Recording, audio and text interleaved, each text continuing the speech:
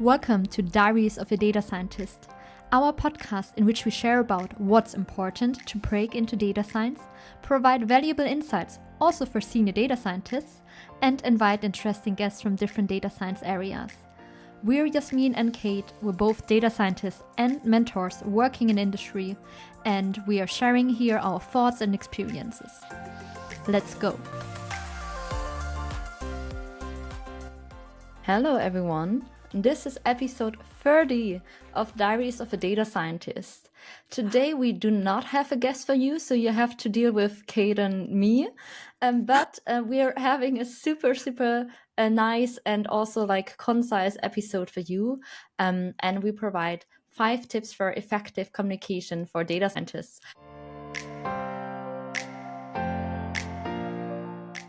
While we spend lots of time data modeling and analyzing, what in the end really matters is if we can, convey what we're achieving with this, if we can actually make other people understand what is the benefit of what we're doing. And this is really like the stage also that you grow the most in your career when you know how to communicate well. It's about dealing with a new market situation because companies, they need technical experts, but majority of the companies, they need technical experts who can work well together with everyone else in that company. And also, if you're a student, right, if you're just starting out, this will increase your chances of securing your first entry-level job into data science, which is something, that many people are struggling with, especially now with the increased competition that we see in the market. So this is your episode today. Yeah, that was honestly amazing. And I guess it has already covered pretty much the entire plane of why it is important to have right soft skills as a technical person, because usually, and that's kind of hard, especially for students, to kind of pitch that idea. I don't know how that has been for you. Maybe you find it like a little bit more easier, but all the time when I go to the students and tell them from the technical majors, you have to do that. It is important. Maybe you don't understand it right now, but it's going to be extremely important later, specifically if you want to grow faster, if you want to have this nice adoption, fulfillment, and etc. And they're like, why? I mean, they don't even want to listen to me, honestly. Yeah, I feel even for some of them, maybe the expectation is I'm choosing a technical career, so I don't have to communicate a lot. And some of them might be, shy to do it, might have had some challenging experiences with it. And then they're like, what, you're telling me I also have to communicate well here in this career? Yeah. I usually would say, even honestly for myself, that I'm much more better at managing computers than managing people, because communication is also part of this kind of managing right people's emotions and actions later. So maybe to start with, let me tell you one of the stories. Why is that important actually to get into the soft skills, having very much hard technical skills learned with your blood, right? Because that's never easy. And one of the things that I usually tell to, let's say, to my students is that 1.5 years ago in BSF, we have really interesting research. Unfortunately, we cannot cite it, where the outcomes of that research was that for the technical field, the soft skills are getting more attention. You might have problems getting into the technical field if you don't have, let's say, basic communication skills to communicate at least with your team, your manager, and I'm not right now talking even about the business partners of the projects. So that is, let's say, the foundation. And why is that important is exactly the story that happened to me a couple of years ago. And when that story happened, honestly, I also thought I don't need to have any communication skills. I'm a tech person. Don't even bother me with that. That was my kind of attitude to, honestly, that field. Pretty arrogant, yes. But that's what many people are struggling Yeah. with as well, especially when they start out. So pretty much how it happened is that I was asked to be the expert in one of the projects to help the business side to develop some models.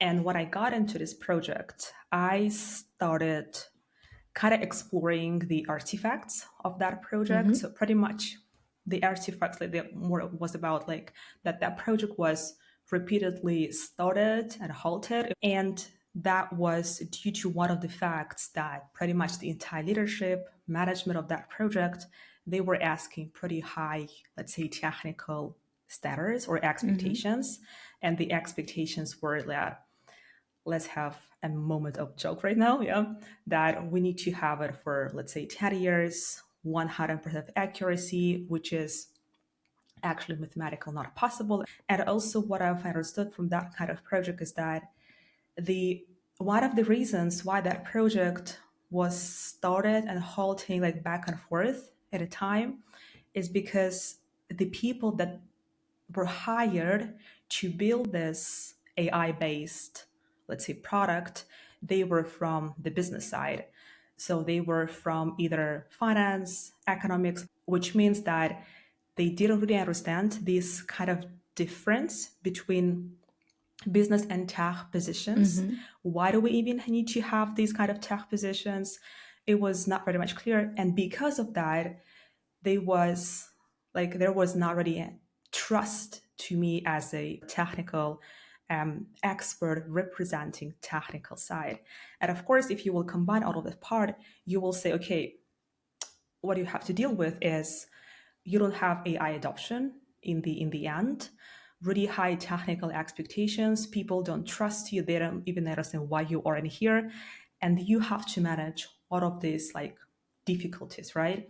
And I guess right now we can understand that this is not a mathematical project. This is not like anything that a data scientist from the technical perspective can do.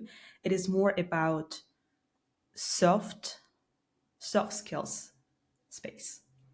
So, and this is kind of the situations that honestly, nobody really tell you in the university that you will need to deal with that, right?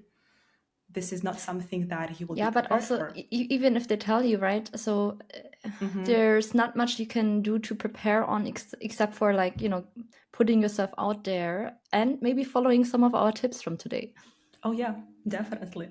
So So, that was the story, and I hope that it would really help you to kind of a little bit open up your expectations about a position. Even if they, like you're an expert, this will happen quite often.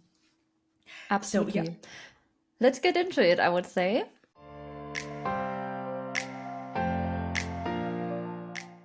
And definitely. the first one, actually, so we're sorry to maybe like disappoint you, but you have to put in some work for this to be effective communication. So the first advice that we have is inform yourself in general what is proper communication, and inform yourself in general about some theories and concepts of what makes up a good communication. To make it easier, we brought one example here, and there's many different concepts, right? But I think all of the other tips are going to be very specifically tailored to you as a data scientist or person working in that field, but you should have a good underlying general foundation. And one thing that stuck with me also, because like one of my team members brought it up very recently, in a training, and I just love that concept, is Aristotle's triangle of rhetorics, which means like you have a triangle looking at three different ingredients, being ethos, pathos, and logos. And I'm just gonna very, very quickly cover each of them. Ethos basically stands for you need to show credibility. You need to have something in your argument that conveys, okay, you're a person that is trustworthy, you can persuade people, and you need to make them feel like, okay, look, yes, I can follow that person. For example, for Kate, leading with her having four different academic graduations in that field and having very different experiences and working in different projects, putting it out there will make people listen up and maybe, appear more credible. That is very important. Yeah. And then we have on the other side, we have pathos, which is actually like on the completely opposite. It's not about, what are the hard facts. It's about appealing to the emotions of the people and understanding that, you need to also pay attention to the nonverbal communication when you're interacting with someone. And don't be afraid to also tap into the emotional level of communication. And the third one is like, a balance between the other two, which is logos or logics, which is also, something that we're as data scientists are usually very, very good at. So that's gonna be your strength, and present your findings step by step, clearly explain how you arrive from point A to your conclusion, how you set up the hypothesis, right? So that's the logical part of your argument. And you want to make sure that your argument that you're presenting is like having a weight, is a balance between all three ingredients of logos, pathos, and ethos. So usually it doesn't come across over super well if you're like too heavy on either one of these three. So that's just like one very simple concept. And my nice colleague is that basically once you saw that, you can never unsee that. So you start like seeing that in every argumentation or like in every presentation, how people are actually using, either deliberately or unconsciously making use of that. And that should be it with like theoretical concepts for now. And let's get a little bit Yeah. more specific to the data science part. Maybe just one of the questions in here. Like I was listening to you right now, and I kind of understand for myself that I might use one of such, let's say, concepts much more often than the other ones. But how is that for you? So if you would reflect on the way how you are communicating with the other people and business side, are you doing like all of them three, let's say unconsciously, like totally naturally for you, or you also will be like maybe more towards one of the concepts in there? Um, I feel I feel that I was always trying to use those three different parts. Also, when I think about what kind of key messages do I want to bring across, but I think it's surely different depending on what audience you're talking with. And also, once you get to know some people, right, you maybe also develop a feeling for what is it, what you need to maybe put a higher weight on in your communication, to, make progress in a project. So for some people, it's going to be that they want to hear more of the logical ingredient rather than maybe the emotional one. And for others, they need this emotional level more, and you need maybe to start with to not lose them early on when you're presenting. So I think it's more a little bit about the mix of those three. Yep. But I think still, I think nobody would want to hear like only the logical stuff and being completely avoid of emotions. So I think most people do respond the best to having a mixture, but the mixture, yeah, you need to adapt You that for might different change the audiences. proportions, right? Yes.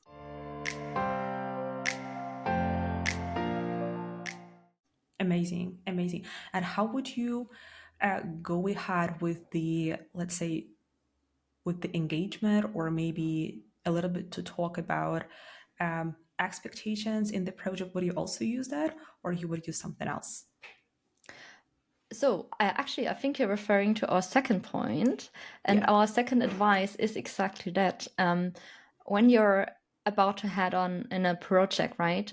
Clarify expectations of project stakeholders very early on. Yeah. So that is the second tip for effective communications. Don't just assume that everything is clear and maybe you were presented with like a list of requirements. Clarify those expectations. Go into the dialogue with your project stakeholders. There might also be different ones. And also, and that is surely to happen, expectations can change and can change continuously over time. So doing it once is not sufficient. You need to do it repeatedly. On the other hand, I also want to be clear, and especially referring to the story you kindly shared with us, Kate, this does not mean that you should simply accept unrealistic expectations. Clarifying expectation doesn't mean simply tolerating and accepting whatever is, thrown across the fence to you. But it's about developing an understanding about what is the needs and the wishes of your internal or external customers, right?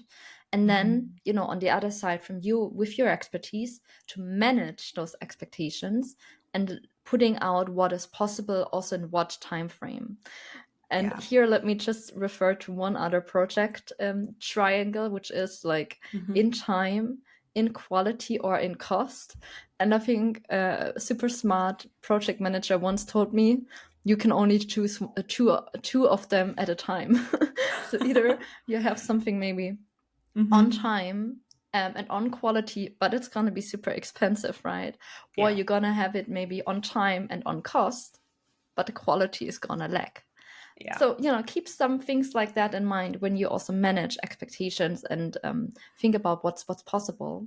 So, and maybe asking a question back to you, Kate, because I know that your experience and you surely do that. How do you go ahead and clarify those expectations with your stakeholders? Yeah.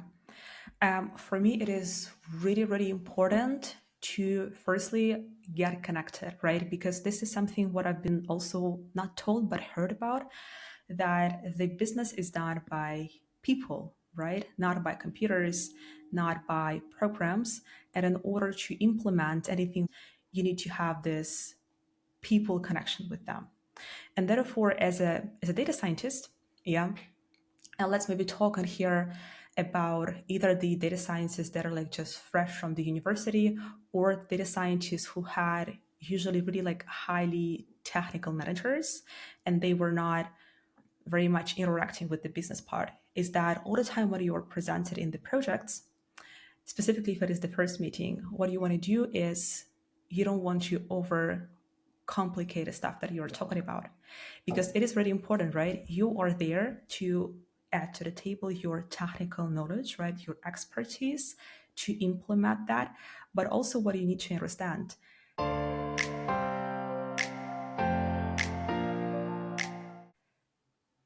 Unfortunate to you, perhaps nobody really cares about loss functions. How cool is that? How cool you're like doing English. This is in Python in like one line instead of 3 lines.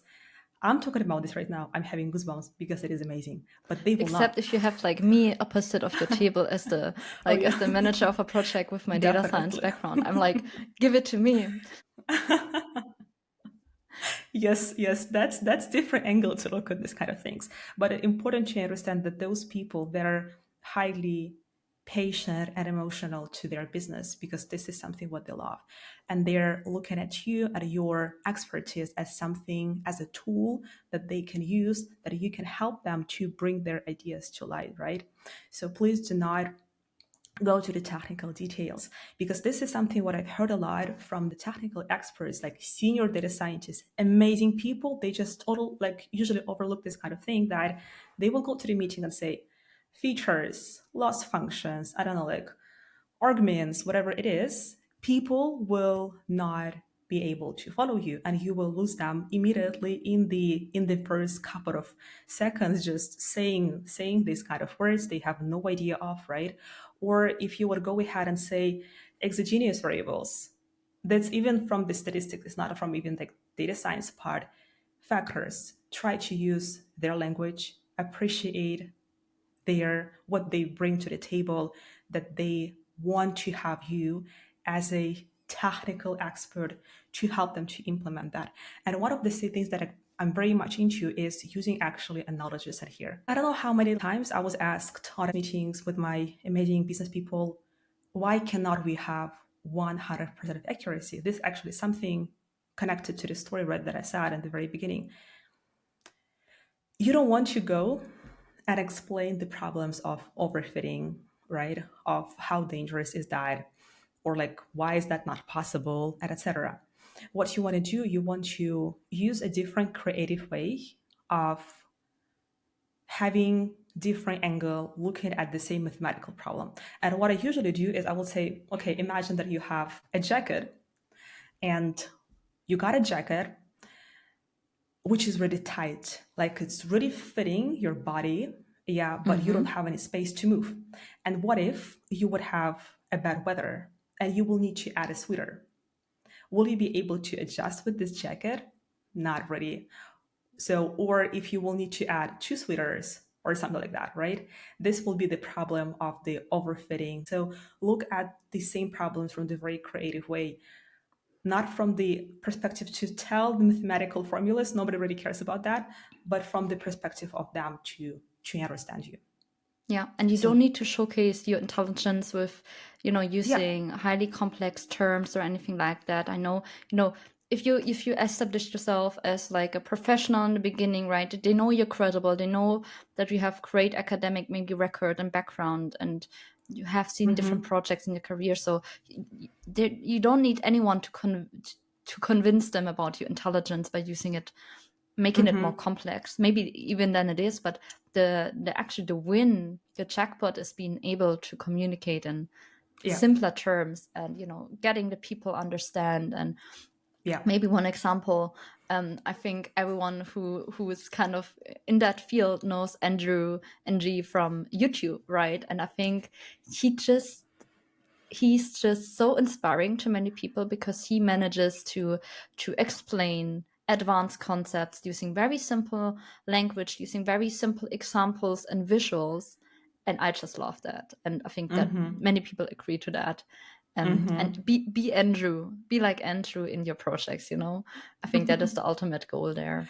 Yeah. I believe one thing we missed was, for the like checking in with your stakeholders and the expectation management is, the vessel to do that. And what we like to do, right, is setting up regular check-ins with your project stakeholders, especially because this continuous advancements through the projects might also change certain things. So using these simple terms, using analogies, this is something you can do regularly also in your check-ins, or we like to call them show fixes. But that is just meaning having, continuous and regular touch points with your stakeholders, and don't seeing them just as you pushing out information and needing to do updates.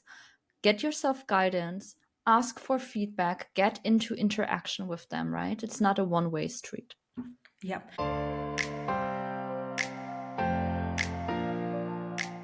And actually, in here, we can perfectly list the next one principle, which is the Number storytelling, 4. right? Number 4. So you can use this principle of a storytelling on your true fixes if you will do in a presentation, because usually what I'm very much into the storytelling is using, not even using, but hooking them up, because you want them not to be terrified, skeptical, because those are really the things that I usually feel from the business side, is that some of them are going to be very much excited, but part of them are going to be resistant. They will not accept it. They will be terrified. And they I mean, why do we even need to use that? Because a lot of people are thinking that data science is still part of sales marketing. And if you're outside of the fields, people don't really know where you can apply data science.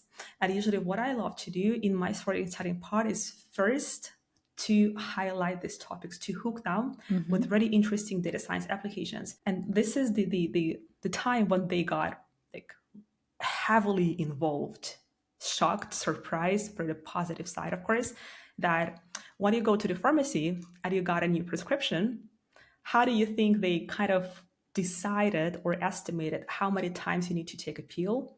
Before meal, after meal, in the middle of having lunch, dinner, or something, like some days in the row, and etc.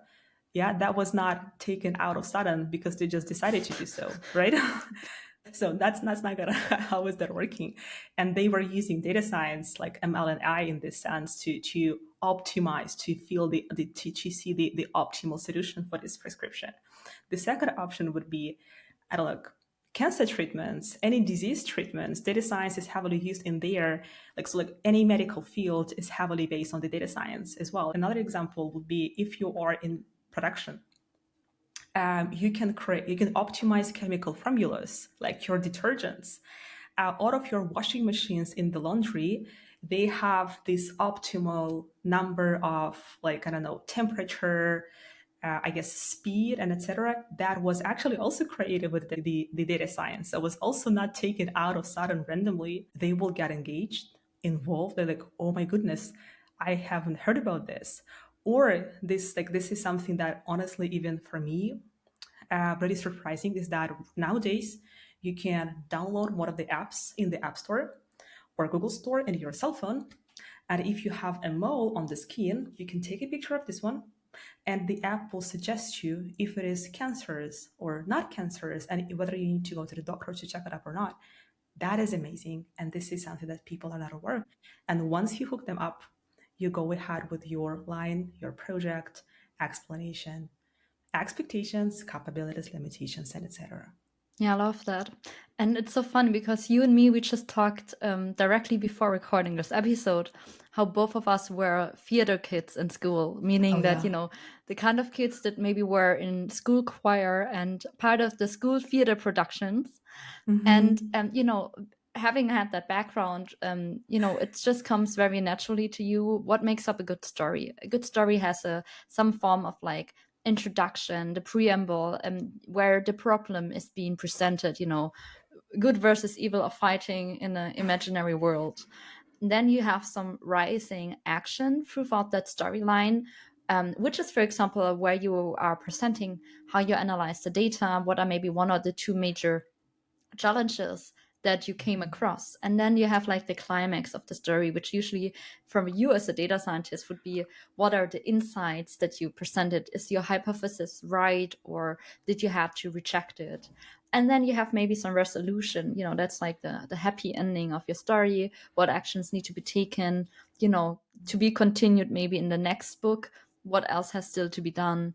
And following such a narrative can help your audience, you know, follow your flow, understanding where you're coming from, understanding why, you know, maybe some of the things are not realistic to ask for also. Mm-hmm. And, you know, that just helps to take them along.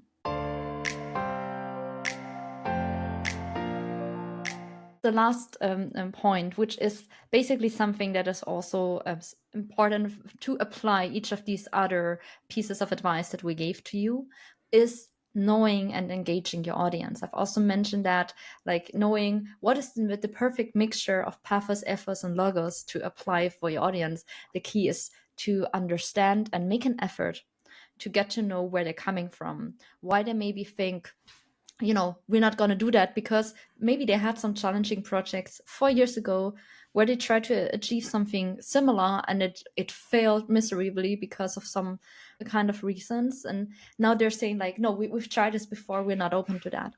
Not only knowing that audience and knowing where they're coming from and building up some empathy from both sides will help you apply the perfect mixture of communication principles, and will Mm-hmm. help to, you know, to also maybe even increase your level of, say, motivation to deliver exactly what they need, right? Because you're like, you're building trust and getting to know them.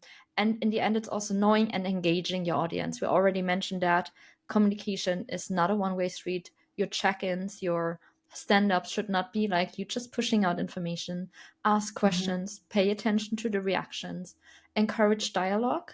And sometimes, you know, if you're feeling like you're getting stuck in a project, also it helps maybe to be a little bit provocative and asking some, like, you know, also challenge them back a bit, you know, to be Yeah. applied with a delicate touch, but that can help. And of course also, you know, using visuals, charts, graphics, the principles of storytelling, this will help to keep your audience again engaged. And I think that in the Yeah. end, that is exactly what we want.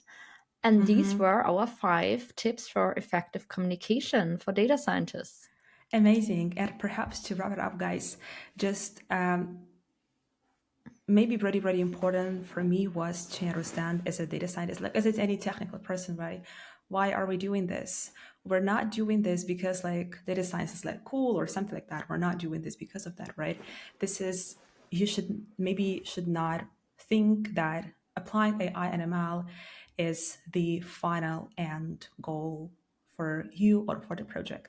It is actually the final end goal to implement machine learning and artificial intelligence in order to create these AI-based solutions, and not in order to just create, but also to let the people to use them, let people to simplify their work routine, their daily life, and etc.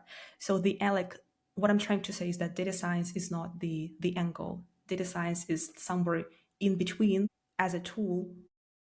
And let us just very, very quickly comment also on the use of AI, especially for supporting also communication efforts for data scientists. So we think AI, right? It's a reality in your jobs, and it can support us also with, like, you know, the analysts analysis of data itself. And I mean, the step is very close to also say like, let AI help us present our findings, organize our documentations, and help us also with creating and engaging presentation. I think that is amazing, and especially like if you're starting out, you're still learning maybe some of these principles of communication and applying them. I think that is a great idea, and be supported by AI tools, but also let us say AI cannot replace the human touch in communicating your insights. It doesn't understand the context or the human element of the, the AI is not there in the room with you when you're connecting with that audience and trying to understand where they're coming from. So be supported by AI, but don't depend on it to do 100% of the communication efforts. And that is Amazing. something that we need to do as humans, and we will continue to do so, even if AI is getting better. Amazing. So that was Diaries of a Data Scientist with episode number 30. Please, guys, let us know if you like it. If you don't like, also feel free to let us know about that. Write a comments. Please also rate our podcast. This will really help us to, improve it. And we're going to be waiting for you in the next one, number 31. See ya. Cheers. Bye-bye. This was Diaries of a Data Scientist by Yasmin and Kate. And if you enjoyed the episode, remember to check out our YouTube channel and our LinkedIn pages for more engaging content from the data science world. Thank you for today, and seeing you in the comments.